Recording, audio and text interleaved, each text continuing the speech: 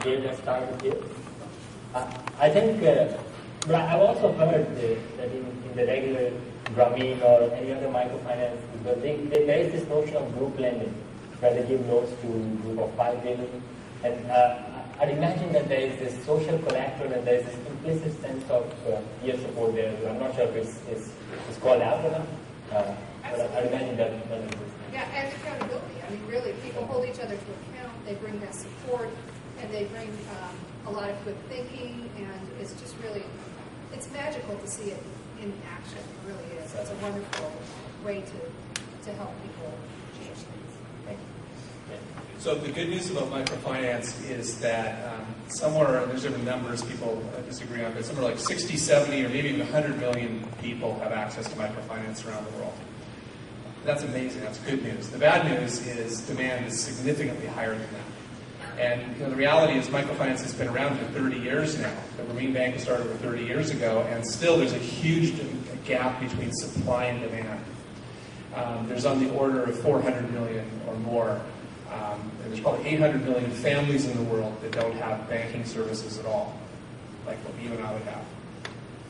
So what Unitas was set up to do was to address the bad news, which was, okay, the growth of the industry is still, it's growing. The more people are getting access each year, but it's growing very slowly, about 15% a year. So it's going to take many, many decades for many poor women and families to get access to microfinance. So we said, hey, let's take what happens when you see a demand and supply gap. Who gets interested in that? Well, that's why venture capital comes to the table when it sees a supply and demand problem. Something that's working, but is not out there enough. You need venture risk capital to accelerate that. So that's what we do. We accelerate microfinance, taking a venture capital approach. So we raise money, financial finances in the U.S., and then we invest that, and we grow very rapidly these local entrepreneurs in countries around the world that are building these financial service banks for the poor. We provide them capital, we can help them get more capital, and we give them consulting services to, again, get them on steroids, growing in their reaching out and helping more poor people. A couple of points picking up on what other people have said. And what Cheryl said, I think is very important. And, many of the organizations we work with are using some sort of a solidarity method. It's often called village banking in Latin America. It might be 20 or 30 women who get together and receive a loan, which is then proportioned out to the different women for their businesses. And well, one of the things that I see is that it makes a big difference economically for the women, but it also makes a tremendous difference psychologically. And they are supporting each other, but they see themselves differently. After they've gotten a loan, grown their business, paid back their loan, gotten another loan, they see themselves very differently. They didn't feel important before. They didn't feel like they were worth very much before. Now they feel like they're worthwhile. And I think that's at least as important as the economic side of it. Global Partnerships is kind of similar to Unitas in the sense that we are an organization that provides funding to local microfinance organizations, all in Latin America, in order to help them grow. The organizations are all similar in the sense that they all have good leadership. They've all shown that they can survive financially on their own, but they all have ambition to grow, to be much larger, and to have a much bigger social impact, and they need capital in order to grow. And that's what we provide, is capital. And like Unitas, we raise money partly through donations and partly through investments. And a donation is, in a sense, leveraged about 20 times through investments. And so we may raise $1 million of donations, but that allows us to raise $20 million of investments and make $20 million of investments in organizations. So these are all local organizations, well-run organizations, using different models of microfinance. They're not all the same, but all with the same ambition to bring this to a lot larger number of people. Chris?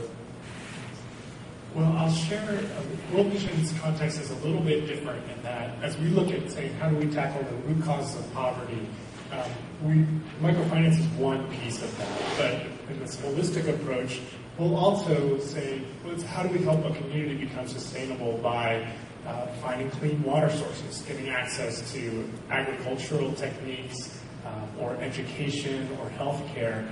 That's all part of the context in which our microfinance will also happen.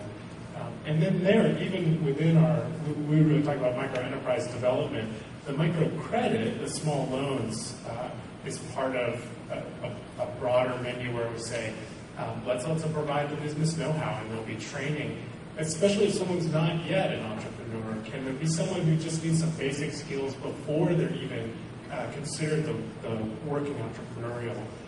Can we help them get started into that? Is there access to either information or technology or infrastructure that a community needs that's going to help support their businesses or access to markets? All of those components will be part of both our microenterprise development and our really holistic transformational development response to poverty. And it takes a lot of people, and it's a lot of, it gets complicated, but it really does provide very dramatic and transformational changes in people's lives. Peter? So I think a lot of the institutions up here, which are all good organizations, we overlap and do things in a similar way, but we also have a few things that distinguish ourselves and looks different. We have a breadth of things that we do that sometimes are challenging when we work in this organization because there's so many things we do, but I think just like with Unitas and Global Partnerships, both of which are organizations we partner with as well as World Vision, we focus on making sure that we have these local institutions, we're talking about local indigenous organizations, find scale and grow. One of the things that we have as a filter when we do these things, which a lot of it is to access to commercial capital and so on and so forth, is we want our partners to have two focus. We want to focus on growth because we want to reach more people. We also want to focus on mission, and what I mean with that is having microfinance focus on the poorest and making sure when you grow, particularly when you're trying to establish a financially sustainable institution, that you don't leave the people you originally tried to service behind. So we have a dual purpose with our organizations and partners of making sure that there's both an outreach and an impact and that you have a focus on the poorest. It's not to say that others don't, because everybody has some of that focus, but we're pretty hardcore about that piece of it when we do work. The other aspect that we do is we also, one of the things that doesn't exist in the industry today in a good way is measuring the impact. Are people moving out of poverty? Because you want to provide this service, you also want to make sure, like with any organizations, when you have a product you service clients with, is it effective? Is it something that people want to have? So we have a big focus on measuring the social impact of if people are moving out of poverty. And we developed some tools that World Bank are now picking up and driving on a global basis, trying to very simply focus on looking at the impact, both so you can use them to see whether you target the people you intended to target, and also so you can measure over time whether people are moving out. And some of those things are as simple as, it's not to go in and ask somebody, how much money do you make? Because that concept is foreign for a lot of people. But it's going in and looking at, do you sleep on the floor? Do you have a roof over your head? What kind of roof do you have? Do you have a dirt floor? Do you have another floor? Looking at those things, do you have a latrine? Very basic things that you can correlate back to the poverty level that varies by country, how you do that. But that's a big focus that we have as well, because we believe this industry, as it matures, needs to look at both the impact and the outreach.